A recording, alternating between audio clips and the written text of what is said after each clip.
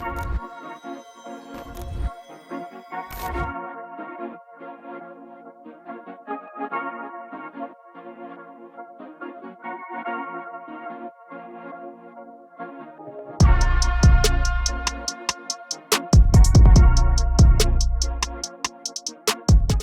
back to another episode of Tiger Sports Report. I'm Cody, joined alongside my co-host Cherish Booth. How are you doing, Cherish? I'm good. How are you?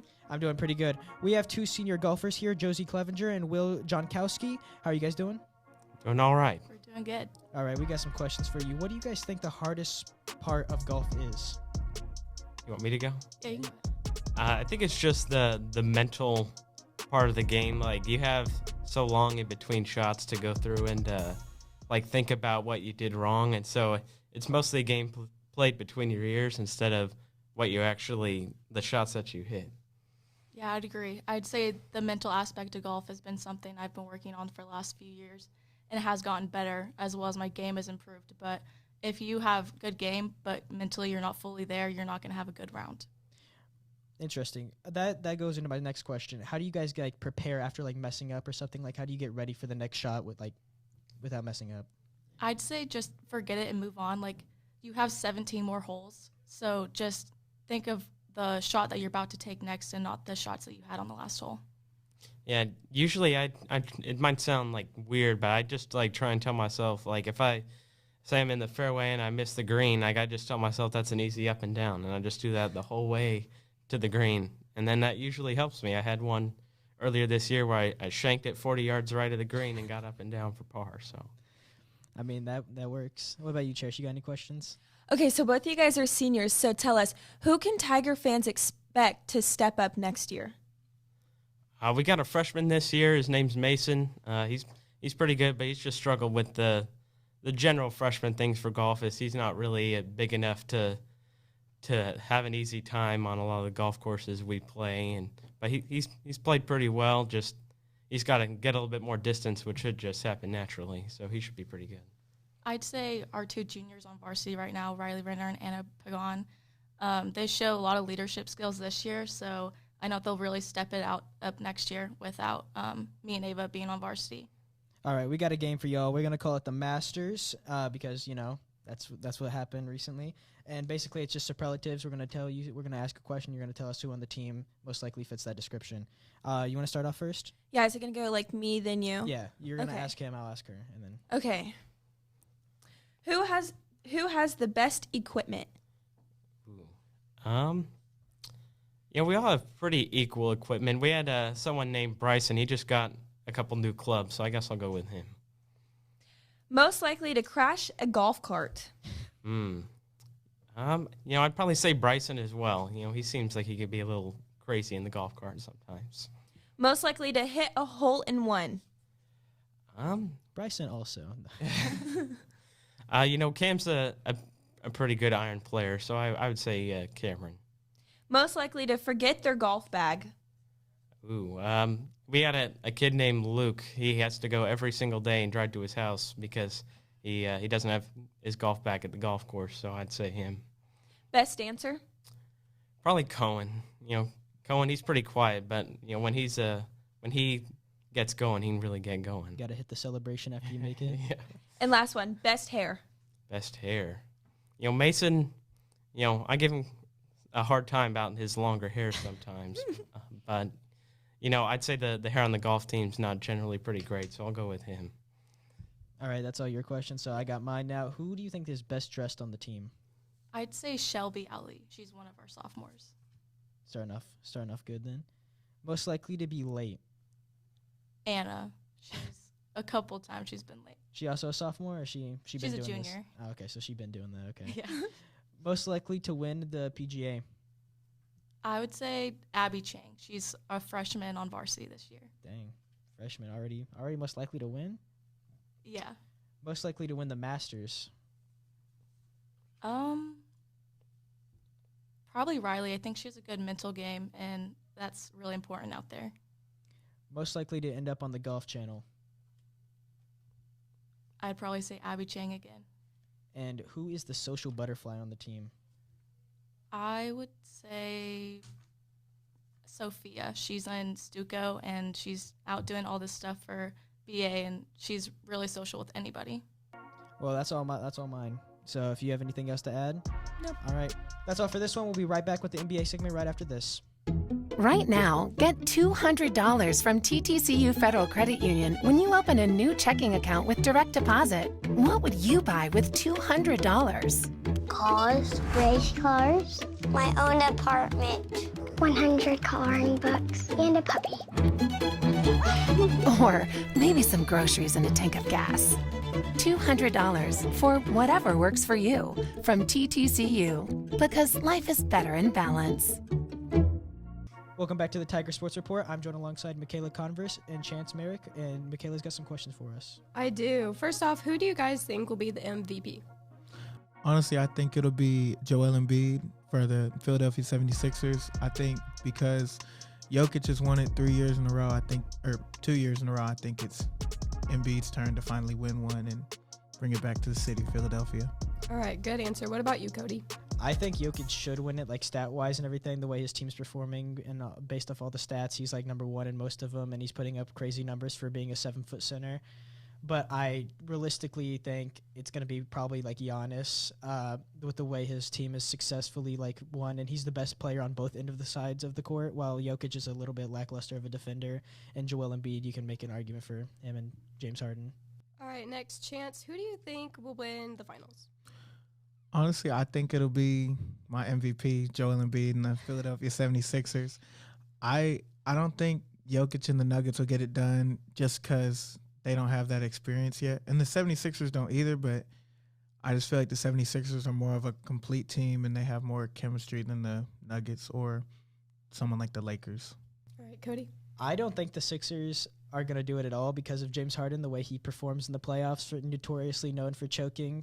And just not the same player in the playoffs whatsoever. So I do actually have the Nuggets going to the finals and winning it all.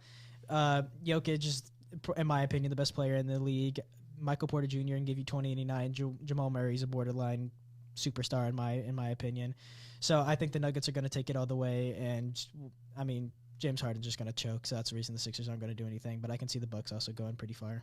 All right, and the last question I have for you guys is, how do you think Rudy Gobert's suspension will affect his play in the play-in finals? I mean, I think it'll affect him tremendously just because that takes away a big body to guard Anthony Davis, who was on the Lakers. So I feel like if the Lakers will win easily and get in and play the Grizzlies, and then I feel like the Timberwolves will end up playing the Thunder, and I think the Thunder will actually win that game to play the Nuggets in the first round. I think Rudy Gobert's suspension is going to be a big deal because of how good of a defender he is, but he's been pretty lackluster overall this year. Very disappointing, and the Timberwolves should have been a lot better than they were. That does hurt that Karl-Anthony Towns went out, but now they don't. They're missing Cat and Gobert. So I don't think Cat will be back. He was supposed to come back at the end of the season. I don't think he is. So with both of them missing and not having I think Naz Reid is their starting center now, and he's just not going to get it done. He's too small. He can stretch the floor, but there's too many good big men on that side of the bracket. And even if somehow they do make it to the finals, they won't. Spoiler alert. But if they do, they're going to have to probably play a good big man also on the right side of the bracket. So either way, they're going to have a tough competition. I don't see them going very far at all. But I do you brought the Lakers up for a second. I do think the Lakers are going to be extremely good because of their injuries and everything during the regular season. They didn't really have a time to like truly shine with D'Angelo Russell coming in, their little 3-stack that they've got recently. So I think the Lakers are going to be a surprising pick to take it all as well. But I do think they'll probably lose somewhere around there. Who do you think they'll lose to? The Nuggets. No, okay.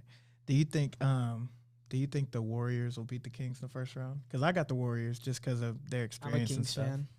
So you got the Kings? I'm a Kings fan, so I get the Kings. They put up too many clutch time buckets in there, and Sabonis is a really good big man. Okay. So that's why I think the Kings are going to beat out the Warriors.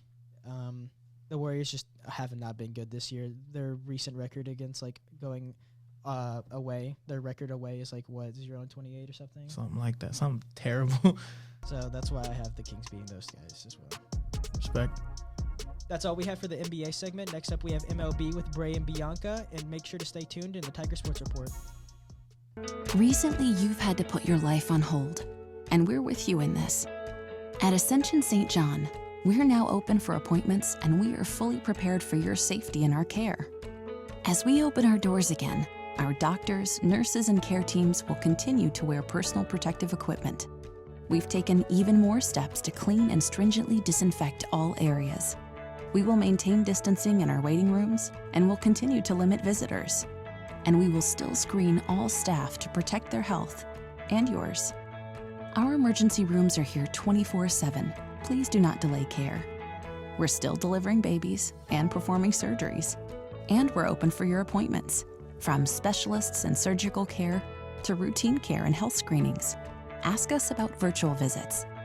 Ascension St. John continues to care for you, as we have been for almost a century. Thank you for trusting us. Welcome back to the Tiger Sports Report. I'm Cody Eich, joined alongside Bray Wood and Bianca Rita. Bianca, you got some questions for us? I do. Okay, so my first question for you guys is, what are your thoughts on the rankings? Overall, I think they're fine, but I have a few issues with it. I think Trey Turner not being in the top 10 is criminal. I know he's number 11, but just being in the top 10 is an honor. I feel like being number 11 is just disrespectful. And Bryce Harper not being in top 15, he was just MVP a couple years ago. I think he's way better than number 17. And then Jacob deGrom not being in the top 20 is kind of also outrageous because he's one of the best. I think he might be one of the best pitchers in the league, and so. I mean, yeah, I think he should be at least in the top 20. He's like 38th, like 28 or something like that. Yeah. I think the rankings overall are pretty solid as well, but there's a few things I would move around with it. I think it's a lot better that Mike Trout's not as high. Well, he's number 3, but he's not number 1 as he's been the last couple of years for some reason. So that's my main issue with it. My main good thing about it is he's not number 1, but I do think people like Aaron Judge should be number 1 instead of Shohei because Aaron Judge had an amazing season last year. Alrighty, now what are your personal top 3 rankings? Let's start with Cody this time. Aaron Judge, Shohei Ohtani, and that third one. There's a couple people that could go there. You want to do your top 3 real quick? Yes, sir. I think Shohei Ohtani's up there, Aaron Judge, like you said, and I think either Mookie Betts or Mike Trout. I mean, they've just been dominant for the last couple of years, but it's crazy how Mike Trout and Shohei Ohtani are constantly in the top 3, but they just can't make the playoffs. 5 Octobers off in a row is kind of crazy. For my number 3 spot, I'm probably gonna go with a homeboy of mine, Vlad. Love that guy. I've been following him. I really like him. I like his game overall. He's a really good hitter, and he's just amazing. So I'd probably say he should get a nudge. Alrighty, now what player has shocked you in the most that are in the rankings? I'd say Kyle Schwarber. He's down there in the 40s, I think, somewhere around there, 50s. He's a Philly outfielder. He's a home run machine. People call him Kyle Schwarbaum. He's one of the best hitters in the league, in my opinion. But yeah, he can hit a couple home runs if he wants to in a game. He's a monster. All the Phillies players, man. The whole Phillies roster. That's the whole Phillies roster. I would probably say he's still up there, but I'm gonna go back to Vlad with being 18. You can make an argument for a couple people that should be moved up a little, like Trey Turner being he had such a good run with the Team USA and everything like that, and also just last year he's been really good. So I could say they should probably be moved up a little bit. I think Vlad should be in that 15 range because of how good he's been. And he's still pretty young as well, so he can really improve. And I think this year is going to be his year. I think he has a serious case for the MVP. Another one's Bryce Harper because he was going crazy in the playoffs last year the whole time from the wild card all the way up to the the World Series. Yeah, we were not supposed to be there. Yeah, he was leading everything in every hitting category. Statistical category. He was just going crazy. Well, he's the whole reason we even made it to the finals. Yeah. So I do think he deserves a little bit of a nudge. What did he do not to deserve? What did he do to deserve 17? That's my biggest thing as well. Is that all the questions you have for us? That is. All right. Well, that's all we have for the MLB segment. Next up, we'll have college basketball, joined alongside Bray Woodall and Cherish booth. Make sure to stay tuned into the Tiger Sports Report. We'll be right back.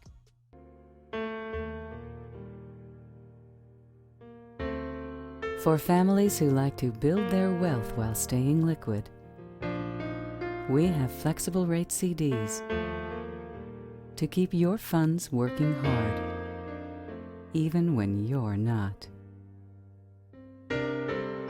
First National Bank of Broken Arrow.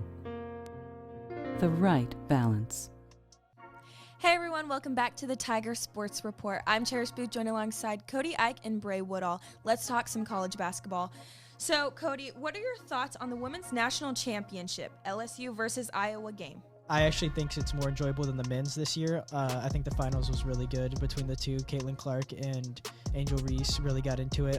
Angel ended up breaking the double-double record, I'm pretty sure, for the women's college NCAA tournament. I think it was like 33 or something like that. Yeah, something like that. I think it was 33, which I think was really impressive. And I think the beef between them, like having the beef between like mid-game, was really good. And I don't know. I just think the final was really good, and it was really good for the college basketball, women's college basketball, like whole program. Really, really shining some light on it.